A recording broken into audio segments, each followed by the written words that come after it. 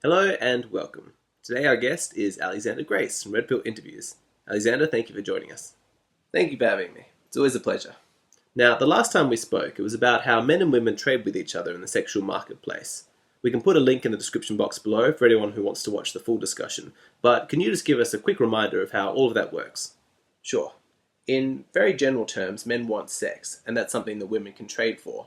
Women typically want commitment, so that's something men can trade for, and they negotiate with each other to get what they want.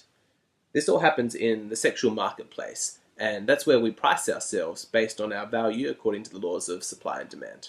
Now, at the very end of that discussion, you mentioned that understanding how the sexual marketplace works is extremely empowering to men because they can use that knowledge to their advantage. What did you mean by that?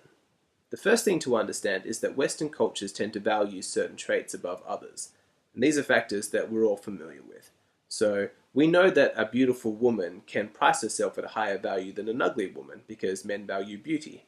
We also know that if she's young, she can set herself a higher price because men value youth. For men, if you're wealthy, muscular, good looking, have a high status job, then you're going to be able to set your price a lot higher than an unemployed man who still lives with his parents. So then everyone is trying to attain these cultural milestones so they can improve their value in the sexual marketplace. And this is why there are so many beauty products for women that promise to make them more attractive, and seminars for men that help them achieve their professional goals. That's right, everyone wants to increase their value. But what so many people don't understand is that your value is not fixed, and that you don't need to defer to the culture to tell you what your value is. So you're saying that there is no objective formula for determining your self-worth. Exactly. For men in particular, the most important factor in determining your value in the sexual marketplace is what you believe your value is. Are you saying that it's like poker, where you can bluff and pretend to women that your value is much higher than it actually is? Well, men can do that, but no, that's not what I'm talking about. What I'm saying is that there is no higher authority on what your worth is than you. So, it doesn't matter if you don't tick all the boxes that the culture deems essential. If you sincerely know yourself to be an amazing and awesome person, then that's what's important. And it doesn't matter what other people think. The highest authority on you is you. This really resonates with me because it doesn't make sense that there are objective measures of someone's value. Attraction is subjective. Some women might really prefer muscly guys, but then there are some women that might genuinely prefer skinny guys. That's exactly right, though, truth be told, most women do prefer a guy who's in shape, so don't let that be an excuse to slack off at the gym. But essentially, what it boils down to is this. The quickest way to raise your sexual market value is to focus on your strengths and then date women who share the same values as you do. The second part seems important to me because it doesn't matter if you think that you're amazing. If women don't agree, then you're still going to be trading low in the sexual marketplace. It makes me think of some guy who thinks that he's an alpha Chad just because he's the leader of some online gaming clan. If he thinks that that's going to attract women, then he's delusional. Yes, to a certain degree that's true, but you would probably be surprised at just how malleable women's opinions could be on something like this. At first, she might think that his confidence is completely delusional, but were she to see him at a party surrounded by lots of friends who respect him and women who want to sleep with him, all because he's very talented at computer games, she might stop and think, wow, there's really something to this guy. I want to find out more. Maybe his talents at computer games really do make him a high value male. But what about when he's not surrounded by friends and there are no women around to demonstrate pre-selection? When he's just one-on-one with a woman, how does he convince her that he's high value? Well, to start off, don't try and convince her. Nothing kills attraction faster than seeking someone's approval and validation. So just ignore all that and be natural. Just be confident in your own value and let her see that. Because if you've got crazy confidence and there's no obvious reasons why, then she's going to be intrigued and she's going to want to find out more about you. But she's going to ask you questions. And when she sees that you've got nothing going for you, that your confidence is delusional, then she'll just walk away. Well, this is when we come to the phenomena of shit tests, which is a big topic, so one better save for a future interview. But understand this. While it appears as though she's asking you questions, what she's really doing is testing to see if you're well calibrated. So, on the surface, she might say something like, I only date guys who make more money than me. And while it can appear as though what she's doing is digging for information about your income, at a deeper level, she's testing you. Testing you for what? She's testing to see if it'll throw you or not. See, inside her mind, she's thinking, this guy is very confident, but he clearly doesn't make much money. So where's all this confidence coming from? This doesn't make any sense. I'm sure that he's going to be embarrassed if I bring up money. So what should the man do? Well, the worst thing he could do would be to show any embarrassment. See, ideally, you shouldn't be ashamed about any part of your life, because if you are, when you're out dating, women are going to hone in on that vulnerability. So ideally, you should be loving your life and completely rocking that confidence. But if you start saying to a woman who tests you in this way, oh, yeah, I really want to get a better job, or I know I need to improve my income, I need to work on that, well, then you've completely failed the test.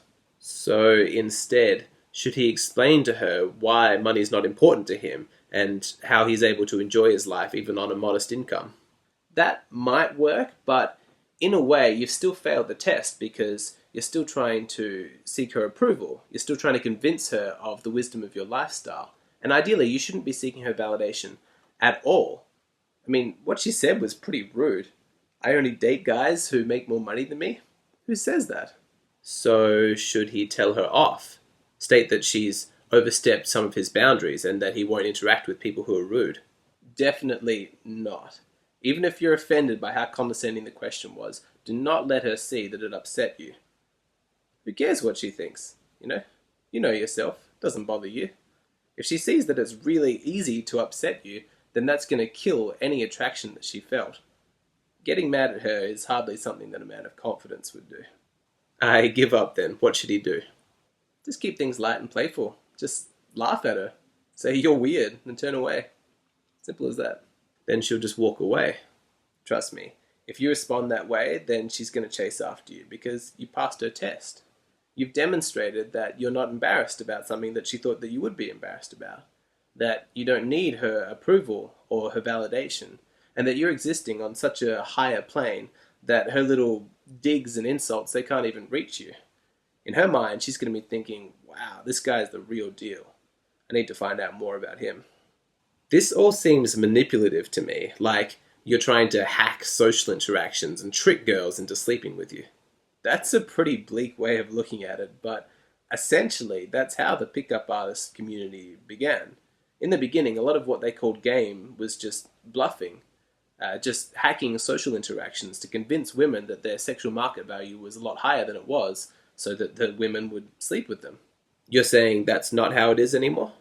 There are still some instructors who will teach that way, and in the short term it can be very effective, so there'll probably always be a place for that knowledge. But a lot of the pickup industry has moved more towards self-improvement, what they would call inner game or being a natural. And the basic idea is this: you can spend a bunch of time learning how to act confident, or you can improve your life so that you're naturally a confident guy. Then the social calibration happens automatically, and you know how to respond in social situations. It just flows out of you, and then women will just naturally flow into your life. Okay, so this takes us back to what you said earlier, that if you want to raise your value, then you have to focus on your strengths. That's right. You should work at developing what you're already good at. So if you're naturally a very creative person, then you should work in the entertainment industry or something like that. Whereas if you're naturally athletic, then you're better off going into sports. The point I'm trying to make is that for someone who's really good at numbers, it just doesn't make much sense for them to compensate for their weaknesses and spend time trying to build a comedy career. That person would be much better off in the business community, where they've got natural skills and talents. That's a place where they can excel. It does seem like a lot of people in this culture are measuring themselves based on what they don't have, rather than focusing on what they do. Definitely. Maybe you'll never be as good looking as that guy in the movies, but it doesn't make any sense to spend your days depressed about that. Focus on the things that you can change, and then develop a value system that supports that. I'm no Christian, but I've always enjoyed the serenity prayer.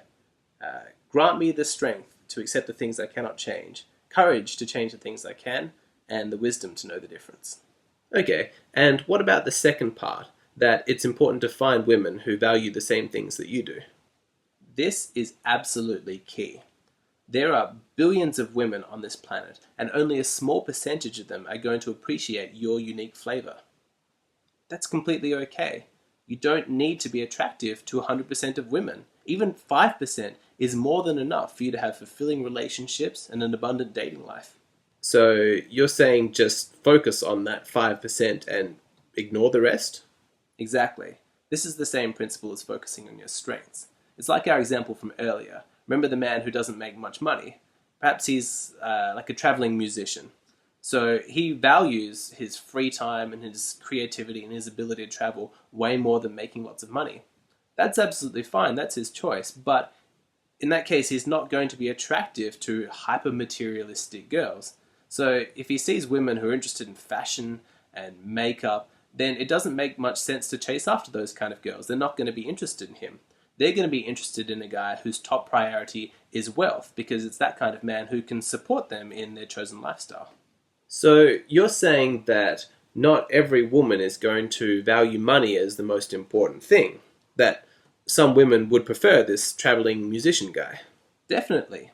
Again, perhaps the majority of women are interested in wealth, but it doesn't matter. Just focus on that demographic of women who aren't materialistic and who value the same things that you do. So he should avoid trying to meet women at places like a shopping mall. That's right. He'd have better luck going to something like the Burning Man festival. And the opposite holds true as well. So if you're a successful businessman who makes millions of dollars each year, then you're going to have a lot more success picking up women at a shopping mall than trying to appeal to some hippie new age woman. It's all about developing yourself within your niche and then appealing to a very specific market of women. What I like about this way of looking at things is that it seems less competitive. It's more like, just go do your thing. That's right. While there's still competition, it's from a much smaller pool. So one man can be the alpha male of his group because he's the CEO of the company. And within that group, undisputedly, he's top dog. But another man can be the alpha male of the group because he's playing guitar during a drumming circle. So it's completely contextual. And because each of them is going to appeal to a very specific type of woman, they don't really need to compete. Perhaps if every man did that, we could end all this competition over mating, and then men could start cooperating with each other. That's extremely unlikely to happen. There are some movements and ideologies that are trying to promote that idea, but I don't think they're likely to be successful. Men are always going to compete with each other, and the way in which they can do it is getting increasingly complex, but that's a big topic. I think it's better saved for another interview. No worries, we'll save that for next time. Right now, I'm interested in hearing what you guys have to say. When trying to raise your sexual market value, do you think it's important to focus on your strengths or try and compensate for your weaknesses? And have you noticed that you appeal to a specific type of woman? Let us know in the comment section below. That's right. Make sure you subscribe to the channel and be sure to hit that like button.